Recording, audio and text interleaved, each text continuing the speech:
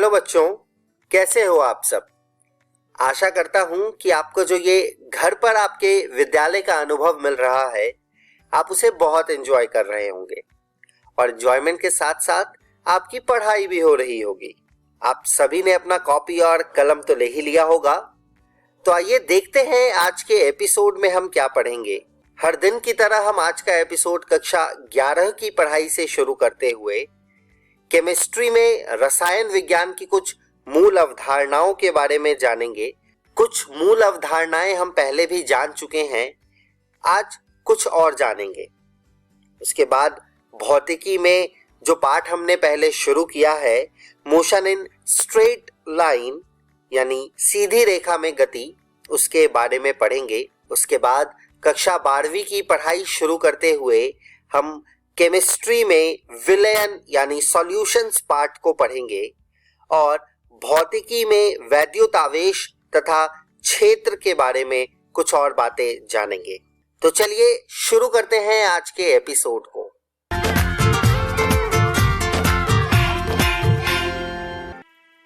नमस्कार दोस्तों, आज हम अपना नया अध्याय शुरू करने जा रहे हैं जिसका नाम है रसायन विज्ञान की कुछ मूल अवधारणाएं का भाग 6। तो चलिए देखते हैं कि हम इस वीडियो में क्या पढ़ने वाले हैं। हम मोल संकल्पना यानी मोल कॉन्सेप्ट के बारे में पढ़ेंगे। हम स्टोइकियोमेट्री के बारे में भी जानेंगे। तो चलिए शुरू करते हैं आज का पहला विषय, मोल संकल्पना यानी मोल कॉन्सेप्ट। जब हम किसी बाजार में जाते हैं और कुछ वस्तु खरीदते हैं तो उस वस्तु को हम किसी निश्चित मूल्य या स्टैंडर्ड वैल्यू में नापते हैं। जैसे अगर हम केला या बनाना खरीदते हैं तो उसे हम किलोग्राम में नापते हैं। मिल्क यानी दूध खरीदते हैं तो उसे हम लीटर में नापते हैं। पर क्या आप इन दोनों पदार्थों के इनके कणों के संख्या पे नाप सकते हैं?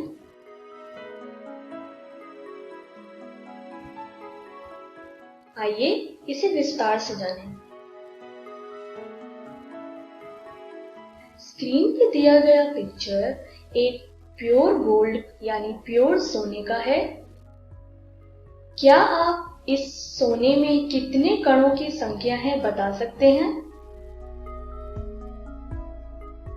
आपके मुताबिक यह संख्या को गणना बहुत ही मुश्किल है, पर रसायन विज्ञान ने इसको आसान बनाया है।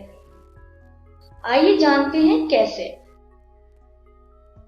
रसायन विज्ञान में हम मोल की गणना करते हैं कणों की संख्याओं को मापने के लिए।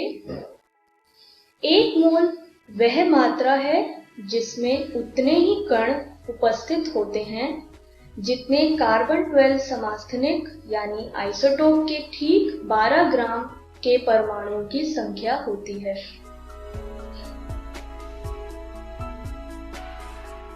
इन कणों की संख्या को एवोगाड्रो स्थिरांक यानी एवोगाड्रो संख्या कहते हैं। आइए इस एवोगाड्रो स्थिरांक के बारे में जानें।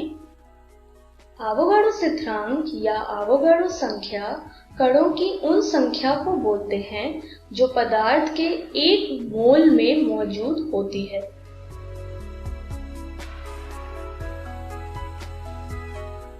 इसे हम Na से लिखते हैं। इसकी वैल्यू है 6.023 इंटू 10 की पावर 23 और जैसा कि इसका नाम दर्शाता है, यह संख्या अमेडियो एवोगाड्रो जो कि एक वैज्ञानिक थे, उन्होंने दी थी।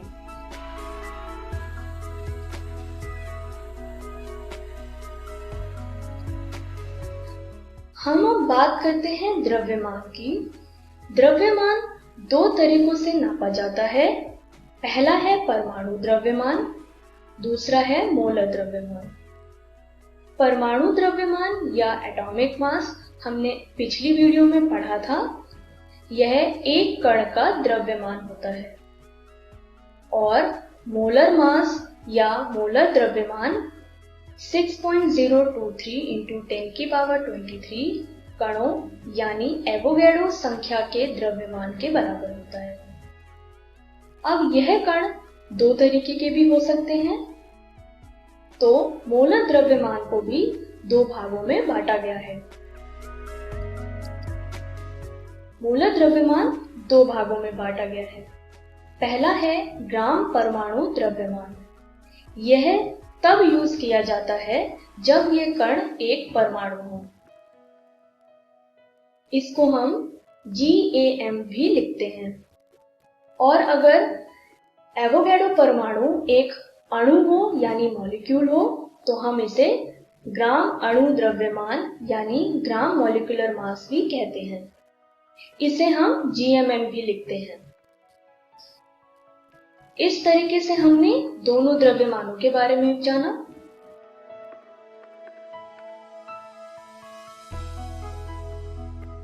आइए इसे एक उदाहरण से समझें। ऑक्सीजन, जिसे हम O से लिखते हैं, आपने कई जगहों पे इसका द्रव्यमान दो तरीकों से देखा होगा। इसे हम 16U भी लिखते हैं और इसे 16 ग्राम भी लिखते हैं। क्या आप इन दोनों के बीच का डिफरेंस बता सकते हैं? 16U होता है परमाणु द्रव्यमान यानी एटॉमिक मास, जैसा हमने पिछली वीडियोस में पढ़ा है, और 16 ग्राम होता है ग्राम परमाणु द्रव्यमान यानी ग्राम एटॉमिक मास, जिसे GAM भी कहते हैं।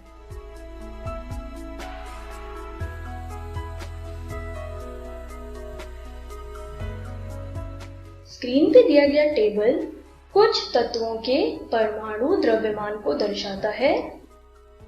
यह आप लिख सकते हैं।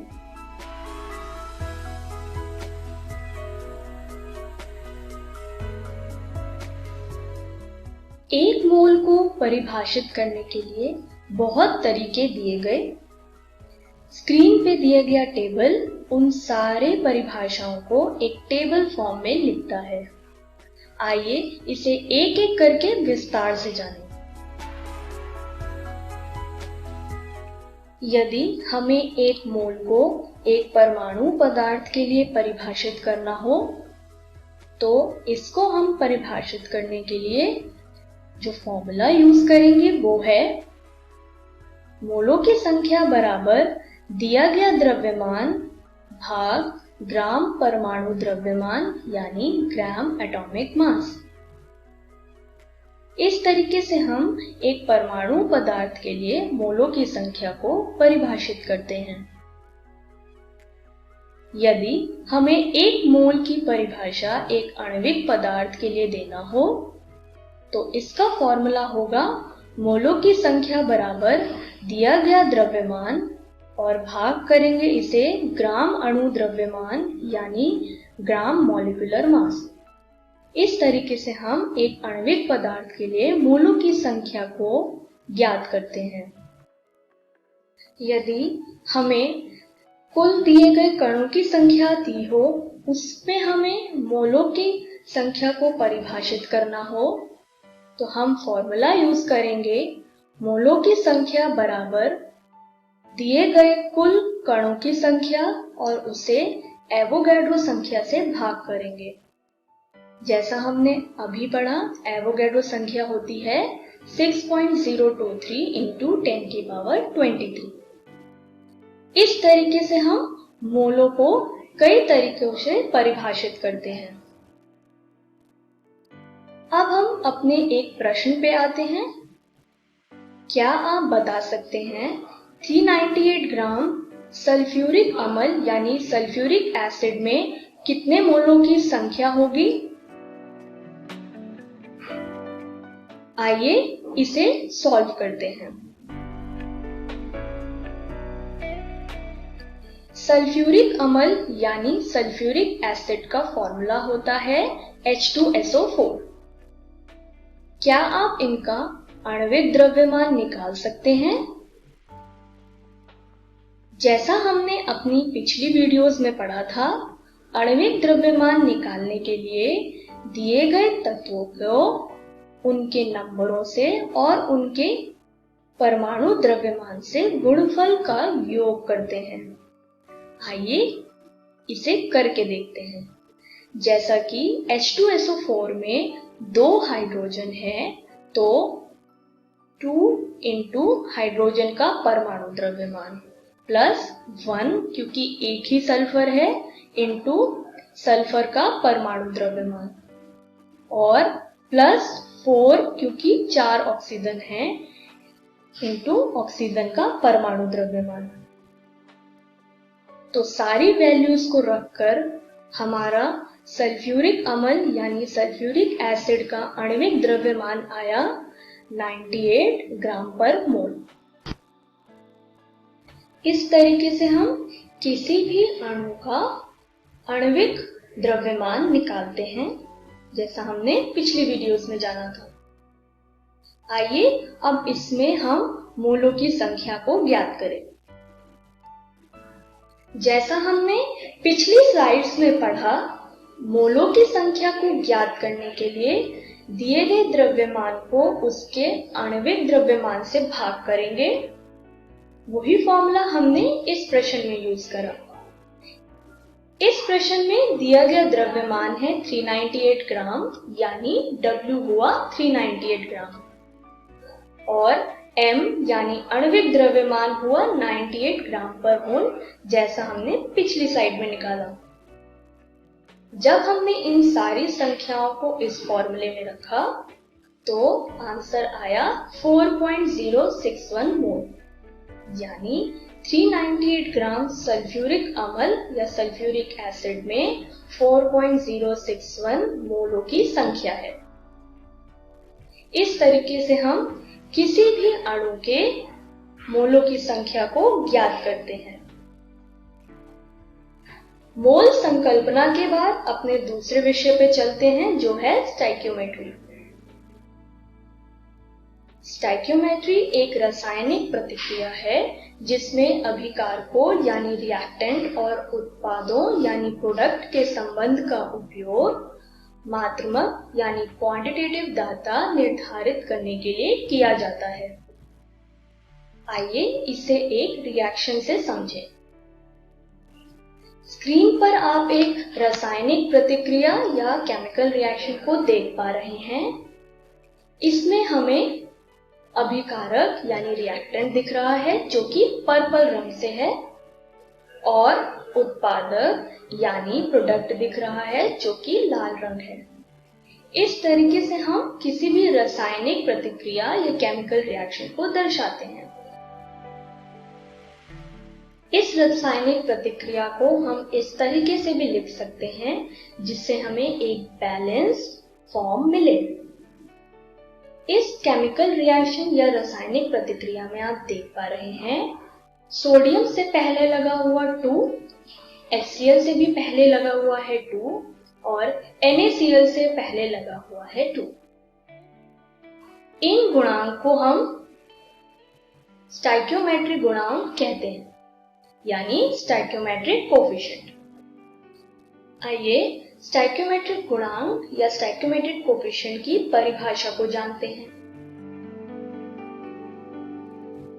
स्टोइकियोमेट्रिक गुणांक रासायनिक प्रतिक्रिया में यौगिक से पहले प्रतीक संख्या को कहते हैं। यह गुणांक हमें एक रासायनिक प्रतिक्रिया को बैलेंस करने के लिए लिखा जाता है। अगर इसे रासायनिक प्रतिक्रिया की भाषा में कहें तो दिए गए रासायनिक रिएक्शन में A, B, C, D एक स्टोइकियोमेट्रिक गुणांक होते हैं। इस तरीके से हमने स्टोइकियोमेट्री के बारे में जाना। तो हमने इस वीडियो में क्या सीखा? हमने मोल संकल्पना यानी मोल कॉन्सेप्ट के बारे में जाना। हमने स्टोइकियोमेट्री के बारे में भी जाना। तो अगली वीडियो में हम क्या पढ़ने वाले हैं, आइए जानते हैं। अगली वीडियो में हम मूलानुपाती सूत्र और आणविक सूत्र के बारे में पढ़ेंगे, यानी एम्पेरिकल फॉर्मूला और मॉलिक्यूलर फॉर्मूला के बारे में जानेंगे।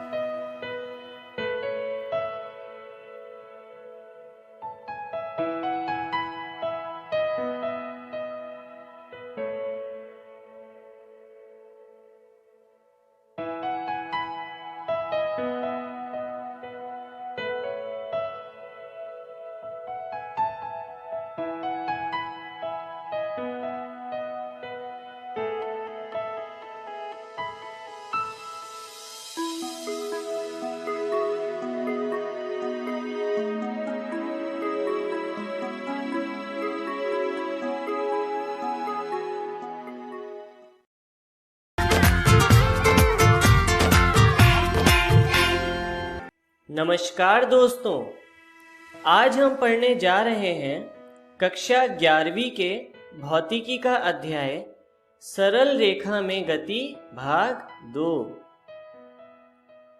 तो चलिए शुरू करने से पहले एक बार नजर डालते हैं कि आज हम क्या क्या पढ़ने वाले हैं।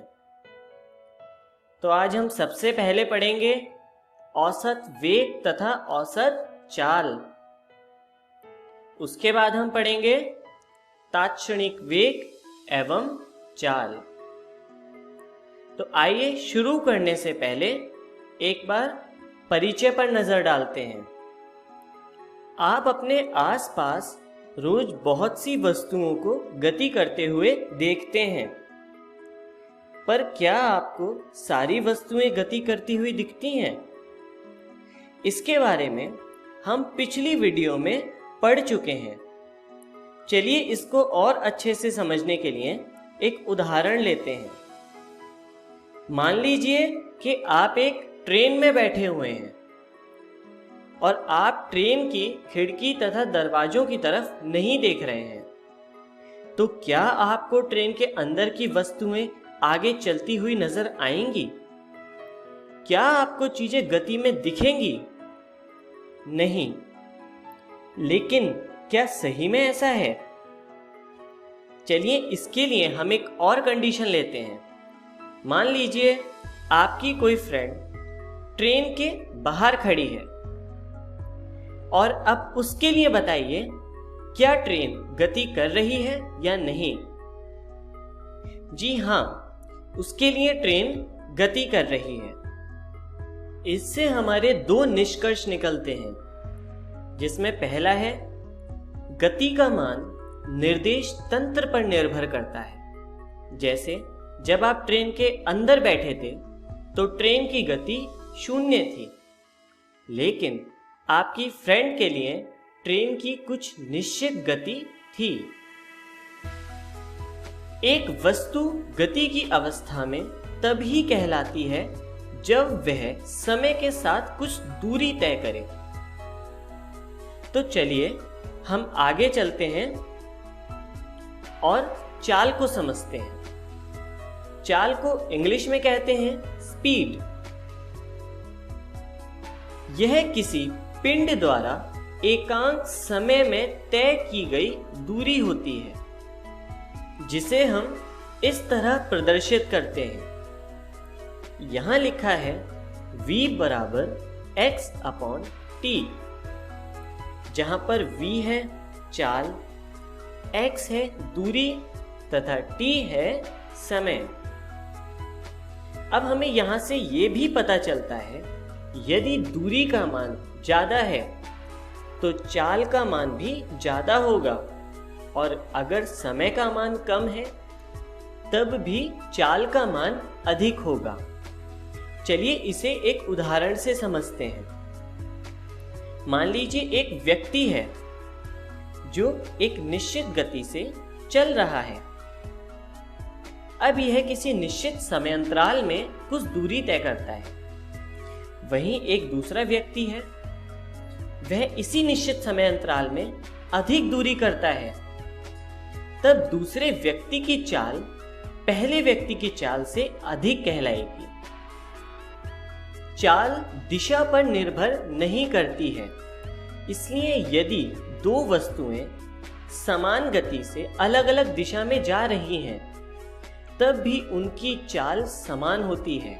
जैसे उदाहरण से देखते हैं, यदि यह पिंड किसी निश्चित दिशा में गति कर रहा है और उसी की तरह दूसरा पिंड भी एक दूसरी निश्चित दिशा में गति कर रहा है, और यदि दोनों समान समय अंतराल में समान दूरी तय करते हैं, तब दोनों की चाल समान होगी और यह निर्भर नहीं करेगा कि वह किस दिशा में जा रहे हैं। चलिए अब आगे चलते हैं और वेग पर नजर डालते हैं। वेग को इंग्लिश में कहते हैं वेलोसिटी।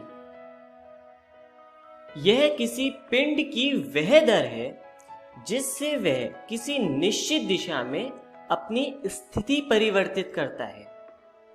मतलब वेग में हम परिमाण के साथ साथ दिशा पर भी ध्यान देते हैं, और इसको इस सूत्र से प्रदर्शित किया है, जहां लिखा है v बराबर d/t, जहां d विस्थापन है और t समय है।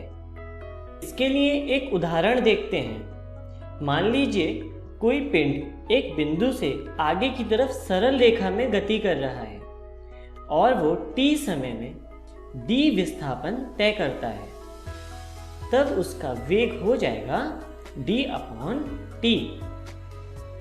वेग का मान सदैव दिशा पर भी निर्भर करता है। चलिए इसे भी फिगर से देखते हैं। मान लीजिए ये कोई पिंड है जो एक निश्चित दिशा में गति कर रहा है, वहीं एक दूसरा पिंड किसी दूसरी दिशा में समान रूप से गति कर रहा है और दोनों समान समय अंतराल में समान दूरी तय करते हैं, परंतु तब भी इन दोनों का वेग अलग अलग होगा क्योंकि दोनों की दिशा अलग अलग है। चलिए अब हम आगे बढ़ते हैं और औसत चाल को समझते हैं। औसत चाल को इंग्लिश में कहते हैं एवरेज स्पीड। एक गतिमान कण के लिए औसत चाल को दो बिंदुओं के बीच की दूरी में अंतर तथा बिंदुओं के बीच के समय में अंतर के अनुपात से परिभाषित किया जाता है। चलिए इसे उदाहरण से समझते हैं। मान लीजिए ये कोई पिंड है जो इस प्रकार गति कर रहा है। अब हम औसत चाल निकालने के लिए इसकी तय की गई दूरी देखेंगे जो इस प्रकार है, और इसी के अनुसार हम लिख सकते हैं औसत चाल बराबर कुल चली गई दूरी बटे कुल व्यय समय।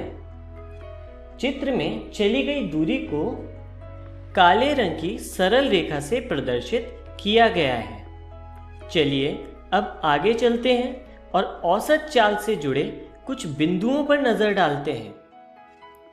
औसत चाल की इकाई मीटर पर सेकंड है।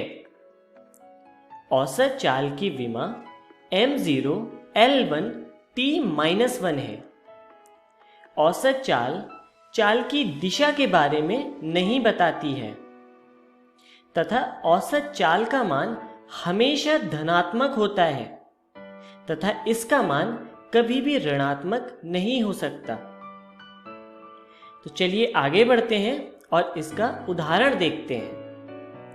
मान लीजिए कोई वस्तु एक सरल रेखा में गति कर रही है।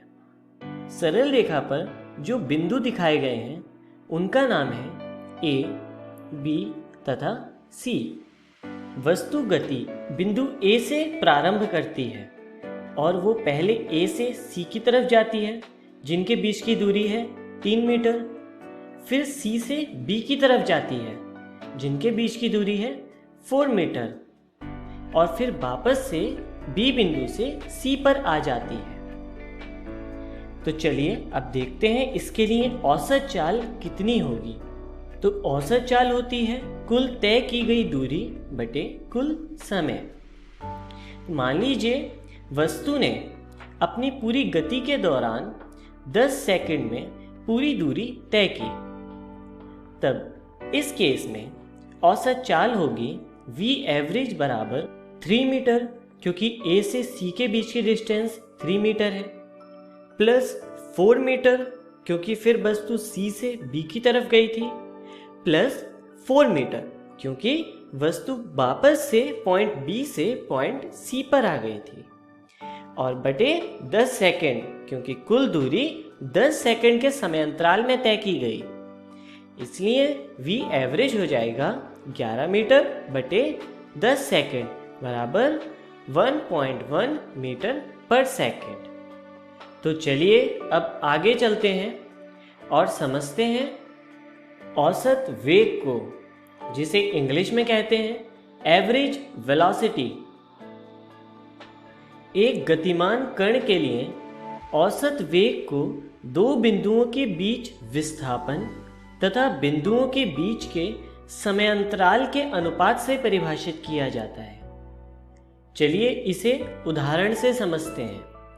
मान लीजिए एक पिंड गति कर रहा है और उसका गति का मार्ग इस तरह से है। अब जैसा कि हमने परिभाषा में पढ़ा कि औसत वेग के लिए हमें दो बिंदुओं के बीच विस्थापन की आवश्यकता होती है, तो इसके प्रारंभिक तथा अंतिम बिंदु जो कि हैं x1 और x2, इनके बीच विस्थापन हम इस रेखा से प्रदर्शित कर सकते हैं। चलिए अब इसका सूत्र देखते हैं। इसका सूत्र है v बराबर x2 minus x1 upon t2 minus t1, जहां t2 और t1 अंतिम तथा प्रारंभिक समय है। चलिए अब आगे बढ़ते हैं और औसत वेग से जुड़े कुछ बिंदुओं पर नजर डालते हैं। औसत वेग का मात्रक मीटर पर सेकंड है। औसत वेग द्वारा पिंड की गति की दिशा के बारे में भी पता चलता है। औसत वेग का मान धनात्मक व ऋणात्मक हो सकता है। औसत वेग का मान औसत चाल के बराबर या उससे कम हो सकता है। औसत वेग का मान कभी भी औसत चाल से अधिक नहीं हो सकता। चलिए अब हम आगे चलते हैं और इसे ग्राफ से समझते हैं। इसके लिए हम समय और दूरी के बीच एक ग्राफ लेते हैं, जिसका औसत वेग निकालने के लिए हम इस ग्राफ पर कोई दो बिंदु सेलेक्ट करते हैं जिनकी x अक्ष पर दूरी है x1 और x2। अब औसत वेग निकालने के लिए हम इन दोनों बिंदुओं से होकर एक सरल रेखा खींचते हैं और इस सरल रेखा की प्रवणता ही औसत वेग कहलाती है। आप देख सकते हैं इस सरल रेखा की प्रवणता धनात्मक है। प्रवणता को इंग्लिश में स्लोप कहते हैं। और इसी तरह हम और बिंदुओं के बीच का भी औसत वेग देख सकते हैं। जैसा कि यहाँ पर स्लोप नेगेटिव होगा, इसलिए औसत वेग का मान भी ऋणात्मक होगा। और इसी तरह हम और बिंदुओं के बीच भी देख सकते हैं, जहाँ पर हमें पता चलता है कि औसत वेग का मान 0 भी हो सकता है, क्योंकि यहाँ पर प्रवणता का मान 0 है। तो चलिए आगे बढ़ते हैं और इसी तरह के और ग्राफ देखते हैं। हमारा पहला ग्राफ है दूरी और समय के बीच का ग्राफ, जो कि इस तरह से है।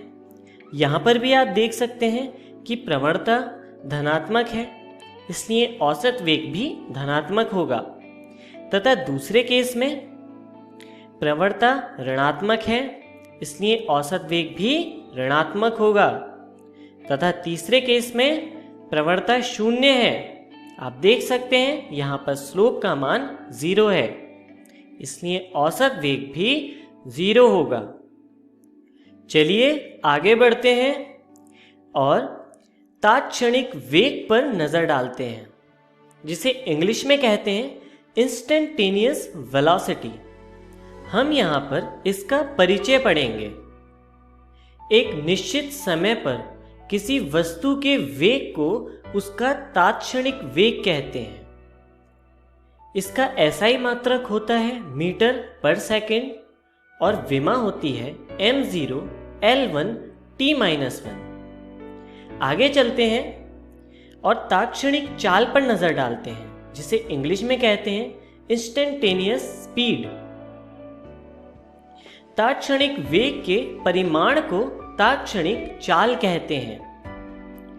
यदि ताक्षणिक वेग को v से रिप्रेजेंट किया जाए और ताक्षणिक चाल को u से रिप्रेजेंट किया जाए तो यह लिखा जा सकता है u बराबर मॉड v। तो चलिए आगे चलते हैं और जानते हैं कि आज हमने क्या क्या सीखा। तो सबसे पहले हमने सीखा औसत चाल, उसके बाद हमने पढ़ा औसत वेग तथा सबसे अंत में हमने पढ़ा ताक्षणिक चाल एवं वेग। आइए जानते हैं कि अगली वीडियो में हम क्या पढ़ने वाले हैं। अगली वीडियो में हम पढ़ेंगे ताक्षणिक वेग एवं चाल तथा त्वरण। धन्यवाद।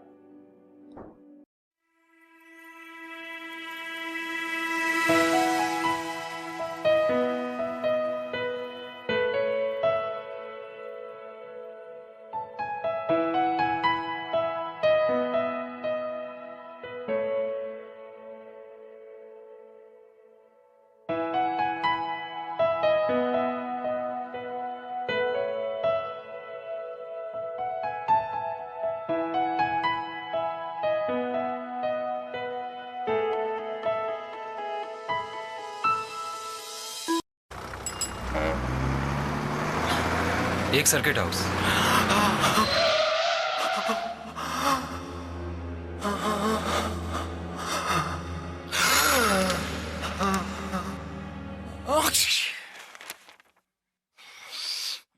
नोवेल कोरोना वायरस बीमारी को फैलने से रोका जा सकता है। खांसते और छींकते वक्त अपने मुंह पर रुमाल और टिश्यू रखकर इसे फैलने से रोक सकते हैं। अपनी सुरक्षा के लिए हमारी मदद करें। अगर आपको खांसी, बुखार या सांस लेने में तकलीफ हो तो तुरंत नजदीकी स्वास्थ्य केंद्र जाएं या हेल्पलाइन नंबर 911123978046 पर संपर्क करें। नमस्कार दोस्तों, आज हम विलियन पार्ट का दूसरा भाग शुरू करने जा रहे हैं। तो आइए देखते हैं कि आज की इस वीडियो में हम लोग कौन कौन सी टॉपिक्स को पढ़ेंगे। सबसे पहले हम ठोसों और गैस की द्रवों में विलेयता के बारे में पढ़ेंगे और उसके बाद हम हेनरी का नियम पढ़ेंगे। तो आइए शुरू करते हैं आज की इस वीडियो को ठोसों और गैस की द्रवों में विलेयता से। विलेयता समान समान को घोलता है के नियम का पालन करती है। यह बहुत ही ज़रूरी और महत्वपूर्ण बात है विलेयता के बारे में कि विलेयता समान समान को घोलता है के नियम का पालन करती है। कभी भी जब विलेयता की प्रक्रिया होती है तो उसमें सबसे पहले विलीनीकरण होता है और उसके बाद क्रिस्टलीकरण की प्रक्रिया होती है। आइए अब ये चीज़ समझते हैं कि समान समान को घोलता है का नियम क्या होता है और ये नियम क्यों बनाया गया। देखिए होता क्या है, अभी जो आपके सामने फोटो आई है उस चित्र में आपको दिख रहा होगा कि NaCl का क्रिस्टल जो है वो हमने पानी के अंदर घोला है। तो NaCl के क्रिस्टल में क्या होता है, Na+ और Cl- धनायन और ऋणायन बनते हैं। इसी कारण NaCl को पोलर क्रिस्टल भी कहा जाता है। यहाँ से हमें ये तो पता लग गया कि NaCl की जो प्रवृत्ति है वो पोलर प्रवृत्ति है। वहीं अगर हम बात करें पानी की, तो पानी क्या होता है, पानी का जो फॉर्मूला होता है वो H2O होता है और पानी भी पोलर प्रवृत्ति का होता है। तो NaCl भी पोलर प्रवृत्ति का है और पानी भी पोलर प्रवृत्ति का है, तो दोनों आपस में घुल जाते हैं। इसी को कहते हैं समान समान को घोलता है। तो अब होता क्या है, यहाँ पर हमने देखा कि जो पोलर विलेय है वो पोलर विलायन में ही घुलेगा। अगर दोनों में से एक भी नॉन पोलर हुआ तो वो दोनों आपस में नहीं घुलेंगे। तो यही नियम कहलाता है समान समान को घोलता है का नियम। यह नियम बहुत ज़रूरी है, परीक्षा में आपसे प्रश्न पूछे जा सकते हैं इसके ऊपर। तो आप इस चीज़ को एक बार अपनी NCERT रसायन विज्ञान भाग 1 से पढ़ लीजिएगा। आइए अब आगे बढ़ते हैं विलेयता को प्रभावित करने वाले कारक। इसमें हम ये जानेंगे कि विलेयता को कौन कौन से कारक प्रभावित करते हैं। तो सबसे पहला कारक है पदार्थ की प्रकृति। जैसे मैंने आपको अभी बताया कि जो पदार्थ की प्रकृति है वो किस तरह से प्रभावित करती है विलेयता को। अगर समान समान हुआ तो पदार्थ घुलेगा, अगर समान समान नहीं हुआ तो पदार्थ नहीं घुलेगा। दूसरा जो कारक है वो है तापमान। तापमान भी एक ऐसा कारक है जो विलेयता को प्रभावित करता है, ये हम आगे देखेंगे। तीसरा जो कारक है वो है दाब। दाब उन मामलों में विलेयता को प्रभावित करने वाला एक कारक है जहां पर विलेय गैस हो, तो दाब वहां पर विलेयता को प्रभावित करता है। जिन मामलों में द्रव हमारा विलेय होता है उन मामलों में दाब विलेयता को प्रभावित नहीं करता। तो दाब सिर्फ गैसों के लिए विलेयता को प्रभावित करने वाला एक कारक होता है। आइए अब आगे बढ़ते हैं और देखते हैं कि तापमान किस तरह से विलेयता को प्रभावित करता है। तापमान का जो प्रभाव है विलेयता पर वह इस बात पर निर्भर करता है कि जो हमारी प्रक्रिया है वो किस तरह की है। अगर ऊष्मशोषी प्रक्रिया है तो ऊष्मशोषी प्रक्रिया में तापमान बढ़ने से विलेयता बढ़ती है, और वहीं अगर ऊष्मक्षेपी प्रक्रिया है तो तापमान बढ़ने से विलेयता कम होती है। यह था विलेयता पर तापमान का प्रभाव। अब आगे बढ़ते हैं और देखते हैं क्या है हेनरी का नियम। हेनरी का नियम कहता है कि किसी भी गैस का वाष्प अवस्था में आंशिक दाब उस विलयन में गैस मोल अंश के समानुपाती होता है। अगर हम हेनरी के नियम का एक्सप्रेशन देखें तो उसे ऐसा लिखा जाता है P equal to KH into X। यहाँ पर P जो है वह गैस का आंशिक दाब है और X जो है वो गैस का मोल अंश है, और KH यहाँ पर हेनरी स्थिरांक है। यह है हेनरी का नियम। हेनरी का नियम परीक्षा के उद्देश्य से बहुत ही महत्वपूर्ण है, तो मैं आपको ये सलाह देना चाहता हूँ कि आप इसको अच्छे से पढ़ लीजिए और इस पर कुछ प्रश्न भी हल कर लीजिए। हेनरी के नियम के कुछ अनुप्रयोग भी हमको पढ़ने होंगे क्योंकि ये हमारे सिलेबस में है। तो हेनरी के नियम का जो पहला अनुप्रयोग है वो ये है कि आपने बाजार में कोका कोला या सोडा की बोतल तो देखी ही होगी। आपने सोडा जल और शीतल पेयों में देखा होगा कि उसमें जब हम उसे खोलते हैं तो झटके से एक गैस बाहर निकलती है, वह गैस CO2 गैस होती है। हर सोडा जल और शीतल पेयों में यह CO2 गैस पाई जाती है। अब होता क्या है, जो भी इस सोडा जल और शीतल पेय को बनाता है वो यह चाहता है कि CO2 की विलेयता बोतल में बनी रहे और हो सके तो CO2 की जो विलेयता है वो बोतल में ज़्यादा ही हो। तो विलेयता को बढ़ाने के लिए जो भी इस सोडा जल या शीतल पेय को बनाता है वो क्या करता है, वो बोतल को अधिक दाब पर बंद कर देता है।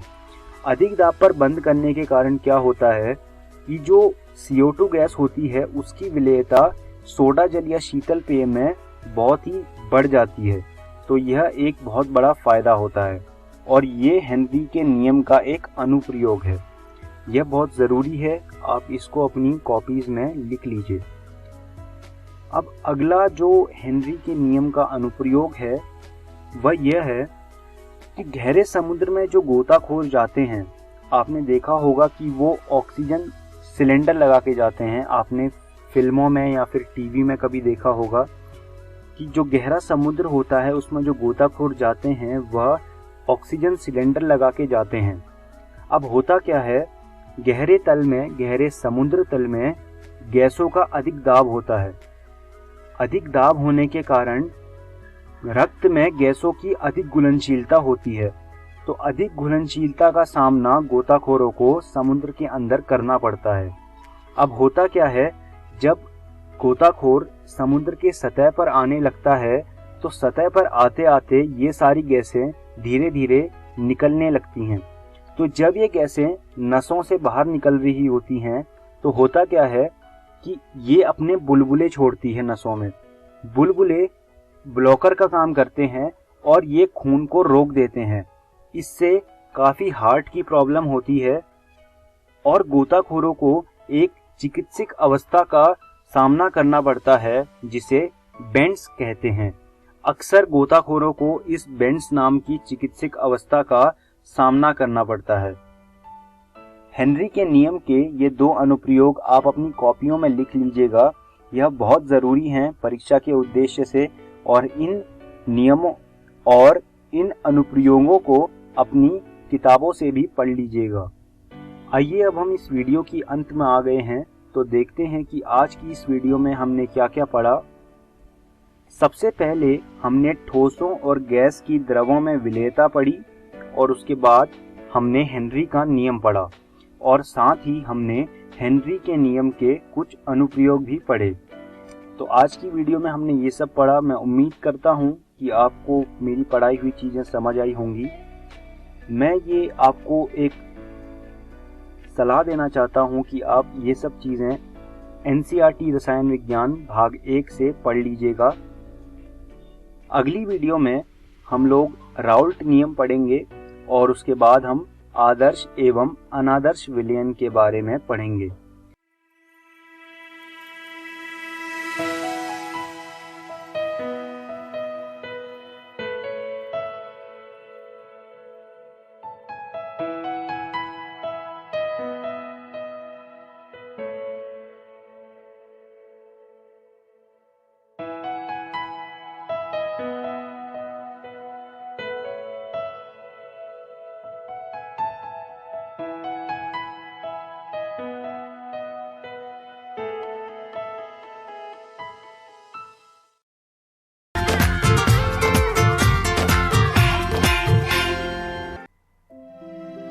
Hello friends, welcome to this physics video lecture.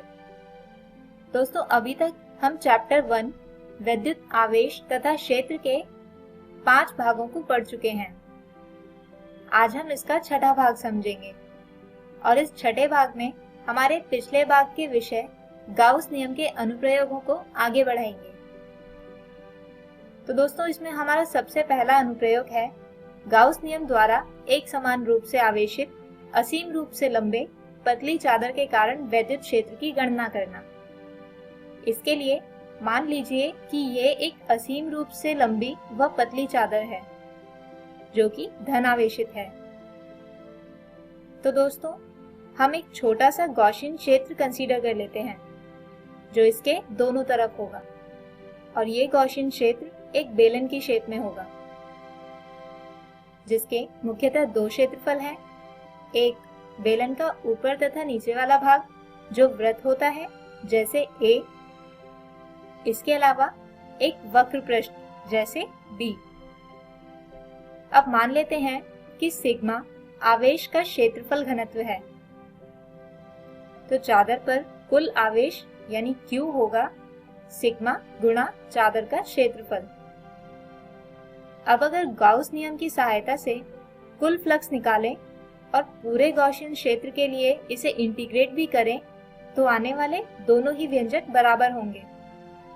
और क्योंकि बेलन के ऊपर व नीचे के भाग एक समान वृत्तीय क्षेत्र है, इसलिए ये समीकरण बनेगी फाई बराबर सिग्मा A बटे एप्सिलॉन नॉट जो गाउस नियम से आया है बराबर 2 गुणा integration of E dot DSA जो बेलन के ऊपर व नीचे वाले वृत्त के हिस्से हैं जमा इंटीग्रेशन E डॉट DSB जो बेलन के वक्र पृष्ठ के कारण आता है। अब अगर आप बेलन के वृत्तीय क्षेत्र जैसे कि A के लिए देखें तो E और DS की दिशा समान ही होगी, जबकि वक्र पृष्ठ B के लिए E तथा DS की दिशा एक दूसरे के लंबवत होगी। यानी अब फाई बराबर होगा सिग्मा A बटे एप्सिलॉन नॉट बराबर 2 integration E DSA cos 0 degree जमा integration E DSB cos 90 degree. अब जैसा कि आप जानते हैं कि cos 90 डिग्री और cos 0 डिग्री की वैल्यू रखने पर इक्वेशन आएगी फाई बराबर सिग्मा A बटे एप्सिलॉन नॉट बराबर 2 इंटीग्रेशन E DSA क्योंकि दोस्तों cos 90 डिग्री वाला कंपोनेंट यहाँ पर 0 हो जाएगा, यानी फाई बराबर होगा 2 गुणा ई इंटीग्रेशन ऑफ dsa। और इसे हल करें तो आता है सिग्मा a बटे एप्सिलॉन नॉट बराबर 2 गुणा ई गुणा a, जहाँ पर a इस चादर का क्षेत्रफल है, या यहाँ से वैद्युत क्षेत्र E का मान यदि निकाला जाए तो वह होगा सिग्मा a बटे 2a एप्सिलॉन नॉट। और क्योंकि अंश और हर में a उपस्थित है जो आपस में कट जाएंगे, तो E बचेगा सिग्मा बटे 2 एप्सिलॉन नॉट। आइए अब ज्ञात करते हैं गाउस नियम द्वारा गोलीय खोल के कारण वैद्युत क्षेत्र, जिसमें हम फर्स्ट केस लेते हैं जब बिंदु P खोल से बाहर हो। मान लीजिए एक गोलीय खोल है जिसकी त्रिज्या r है और इस गोलीय खोल पर कुछ धनावेश फैला हुआ है। अब हमें निकालना है इस गोलीय खोल के केंद्र से r दूरी पर स्थित कोई बिंदु जहां पर गोलीय खोल की वजह से कुल कितना वैद्युत क्षेत्र होगा, इसकी गणना करनी है। इससे पहले अगर हम बनाएं इसके लिए एक गॉसियन क्षेत्र जो इस आवेश को पूरी तरह से बंद कर ले, तो वो होगा एक और गोला जिसकी त्रिज्या होगी r, जो खोल के केंद्र और बिंदु P के बीच की दूरी भी है। गॉसियन सतह B का कुल क्षेत्रफल होगा 4 पाई r की घात 2। अब हम इस गॉसियन क्षेत्र का एक छोटा सा भाग ds लें तो इसके लंब की दिशा होगी बाहर की ओर उन्मुख त्रिज्यीय, और ठीक इसी तरह वैद्युत क्षेत्र की दिशा भी होगी बाहर की ओर उन्मुख त्रिज्यीय ही, यानी E तथा तल के लंबवत दिशा हमेशा समांतर होगी, जिसकी वजह से हम इसे पूरे गोले के लिए इंटीग्रेट कर सकते हैं। लेकिन उससे पहले गाउस नियम की मदद से हम लिख सकते हैं कि कुल फ्लक्स फाई बराबर होगा Q बटे एप्सिलॉन नॉट के, यानी इक्वेशन को इंटीग्रेट करने पर आता है E गुणा 4 पाई r की घात 2 बराबर Q बटे एप्सिलॉन नॉट, यानी E बराबर होगा 1 बटे 4 पाई एप्सिलॉन नॉट Q बटे r की घात 2। अब अगली परिस्थिति में हम बिंदु P को गोलीय खोल के अंदर ही मान लेते हैं। तो दोस्तों इस केस में भी हम देख सकते हैं कि गॉसियन क्षेत्र का क्षेत्रफल होगा 4 पाई r की घात 2, और गाउस नियम की सहायता से फाई बराबर होगा Q बटे एप्सिलॉन नॉट के। लेकिन फ्रेंड्स अगर हम यहाँ ध्यान से देखें तो पाएंगे कि गॉसियन क्षेत्र B के अंदर कोई आवेश है ही नहीं। सारा आवेश Q गोलीय खोल के ऊपर है और जो गॉसियन क्षेत्र से बाहर है, यानी इस परिस्थिति में Q बराबर होगा 0 के, जिसकी वजह से फ्लक्स भी हो जाएगा 0। आइए अब अगला अनुप्रयोग देखते हैं, जो है गाउस नियम द्वारा किसी ठोस गोले के कारण वैद्युत क्षेत्र की गणना करना। इसमें भी हम फर्स्ट केस लेते हैं जब बिंदु P गोले से बाहर हो। मान लीजिए एक ठोस गोला है जिसकी त्रिज्या r है और इस गोले में कुछ धनावेश उपस्थित है। अब हमें निकालना है इस गोले के केंद्र से r दूरी पर इस गोले की वजह से कुल कितना वैद्युत क्षेत्र होगा। इससे पहले अगर हम बनाएं इसके लिए गॉसियन क्षेत्र जो इस आवेश को बंद करे, तो वो होगा एक सकेंद्रीय गोला जिसकी त्रिज्या होगी r, जो गोले के केंद्र और बिंदु P के बीच की दूरी भी है। दोस्तों गॉसियन सतह B का कुल क्षेत्रफल होगा 4 पाई r की घात 2। अब हम इस गॉसियन क्षेत्र का एक छोटा सा भाग ds लें तो इसके लंब की दिशा होगी बाहर की ओर उन्मुख त्रिज्यीय, और ठीक इसी तरह वैद्युत क्षेत्र की दिशा भी होगी बाहर की ओर उन्मुख त्रिज्यीय, यानी E तथा तल के लंबवत दिशा हमेशा समांतर रहेगी, जिसकी वजह से हम इस पूरे गोले के लिए इसे इंटीग्रेट कर सकते हैं। लेकिन उससे पहले गाउस नियम की मदद से हम लिख लेते हैं कि कुल फ्लक्स फाई बराबर होगा Q बटे एप्सिलॉन नॉट के। तो फ्रेंड्स यहाँ पर इस समीकरण को इंटीग्रेट करने पर आता है E गुणा 4 पाई r की घात 2 बराबर Q बटे एप्सिलॉन नॉट। यानी यहाँ से E आता है 1 बटे 4 पाई एप्सिलॉन नॉट Q बटे r की घात 2। और दोस्तों, यह व्यंजक ठीक वैसा ही है जैसा किसी बिंदु आवेश या किसी गोलीय खोल के कारण बनने वाले वैद्युत क्षेत्र का होता है। यानी हम ये मान सकते हैं कि इस केस में गोले का पूरा आवेश गोले के केंद्र पर ही केंद्रित रहता है। आइए अब दूसरा केस लेते हैं जिसमें बिंदु P गोले के अंदर हो। इसके लिए मान लीजिए कि ये एक ठोस गोला है जिसमें आवेश Q उपस्थित है। अब हम इस गोले के अंदर ही कहीं एक बिंदु P मान लेते हैं जो इस गोले के केंद्र से r दूरी पर है। बिंदु P से गुजरने वाला गॉसियन क्षेत्र भी एक गोला होगा जिसे यहाँ B से दर्शाया गया है। इसी गॉसियन क्षेत्र का एक छोटा सा भाग लेते हैं और इसके बाद इसे पूरे क्षेत्र के लिए इंटीग्रेट करेंगे। यहाँ पर इस छोटे से क्षेत्र के तल का लंब भी बाहर की ओर उन्मुख त्रिज्य है, जबकि इस गॉसियन क्षेत्र का क्षेत्रफल होगा 4 पाई r की घात 2। दोस्तों, मान लीजिए कि रो आवेश का आयतन घनत्व है जिसका मान होगा रो बराबर Q बटे 4 बटे 3 पाई r की घात 3, यानी इस गोले का कुल आवेश बटे गोले का कुल आयतन। और दोस्तों, गॉसियन क्षेत्र से बंद होने वाला आवेश Q डैश होगा रो गुणा 4 बटे 3 पाई r की घात 3, यानी आवेश का आयतन घनत्व गुणा गॉसियन क्षेत्र से बंद होने वाले गोले का आयतन। अब दोस्तों, गाउस नियम से फाई बराबर आता है Q डैश बटे एप्सिलॉन नॉट के। इसके अलावा फ्लक्स बराबर होता है E डॉट ds के इंटीग्रेशन के।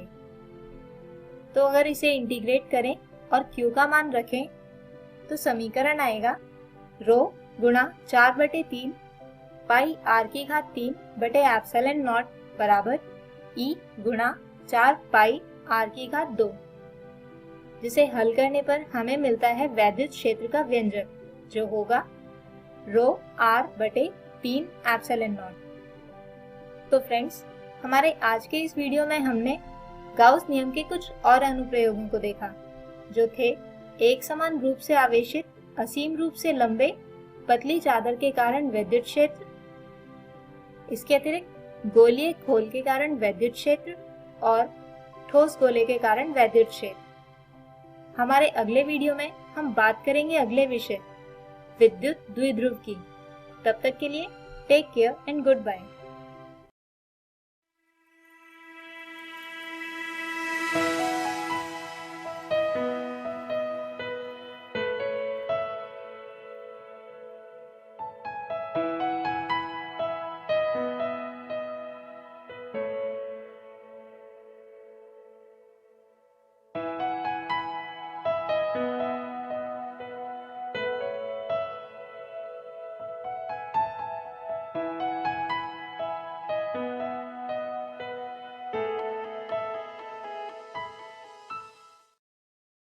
आशा करता हूं कि आज के एपिसोड में जो भी पाठ आपको पढ़ाया गया हो आप उसे अच्छे से समझ पाए होंगे। यदि कोई सवाल आपके मन में आया हो तो उसे उन्नयन ऐप पर आप पोस्ट करके अपने जवाब को जान सकते हैं, या फिर आप हमें ईमेल भी कर सकते हैं स्क्रीन पर दिए गए ईमेल आईडी पे।